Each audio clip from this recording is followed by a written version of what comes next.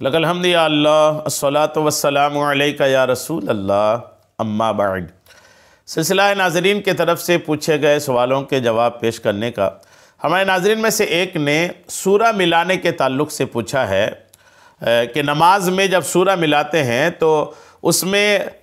پہلی رکعت میں بڑی سورت، دوسری رکعت میں اس سے چھوٹی، تیسری میں اس سے چھوٹی، یعنی یہ جو ایک ترتیب کا دھیان رکھا جاتا ہے، چھوٹی بڑی سورت کا دھیان رکھا جاتا ہے کہ پہلی رکعت میں جتنی پڑھا یا جتنی بڑی سورت پڑھا اس کے بعد والی رکعت میں اس سے چھوٹی چھوٹی پڑھتا رہے۔ اس کے تعلق سے کیا مسئلہ ہے؟ آئیے جواب توجہ کے ساتھ سنیے۔ نماز میں پہلی رکعت میں چھوٹی سورت پڑھنے کے بعد دوسری رکعت میں اس سورت سے زیادہ بڑی سورت پڑھنا یہ مکروہ ہے، یہ یاد رکھیں۔ اگر کسی نے پہلی رکعت میں ہی چھوٹی سورت پڑھ لی تو اب ظاہر سی بات ہے اس کے بعد والی رکعت میں تو یا تو اس کے برابر یا اس سے بڑی پڑھے گا، برابر پڑھے گا تو الحمدللہ کوئی مسئلہ نہیں۔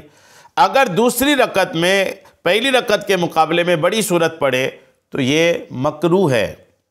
یعنی اگر ان دونوں سورتوں کی جو دونوں رکعت میں پڑھا ان دونوں سورتوں کی آیات کی لمبائی برابر ہو تو پہلی رکعت میں پڑھی گئی سورت یا آیات سے 3 یا 3 سے زیادہ آیتیں دوسری رکعت میں پڑھنا یہ مکروہ ہے، اور 3 سے کم یا 1 یا 2 آیتوں کی زیادتی کی گنجائش ہے۔ لیکن اگر دونوں رکعتوں میں پڑھی جانے والی سورتوں کی آیات کی لمبائی برابر نہ ہو بلکہ پہلی رکعت میں پڑھی گئی سورت کی آیتیں لمبی ہیں اور دوسری سورت کی آیتیں مختصر ہوں، آیت جو ہوتی ہے سورتوں میں یہ سب ایک سائز کی نہیں ہوتی، کچھ آیتیں بڑی ہوتی ہیں کچھ آیتیں چھوٹی ہوتی ہیں، اس لیے یہ فرق ہے۔ تو پھر معیار 3 آیتوں کا فرق کا نہیں ہوگا بلکہ حروف اور کلمات کی تعداد سے اندازہ لگایا جائے گا۔ اگر دوسری رکعت میں کی گئی قرأت کے حروف و کلمات پہلی رکعت کی قرأت سے کافی زیادہ ہوں، مثلا 3 آیات کے برابر فرق ہو تو پھر کراہت آئے گی، مکروہ ہوگا، اور ورنہ کراہت نہیں آئے گی۔ اسی طرح اگر دونوں صورتیں زیادہ لمبی ہوں تو اس میں بھی 3-4 آیتوں کی زیادتی سے فرق نہیں پڑے گا۔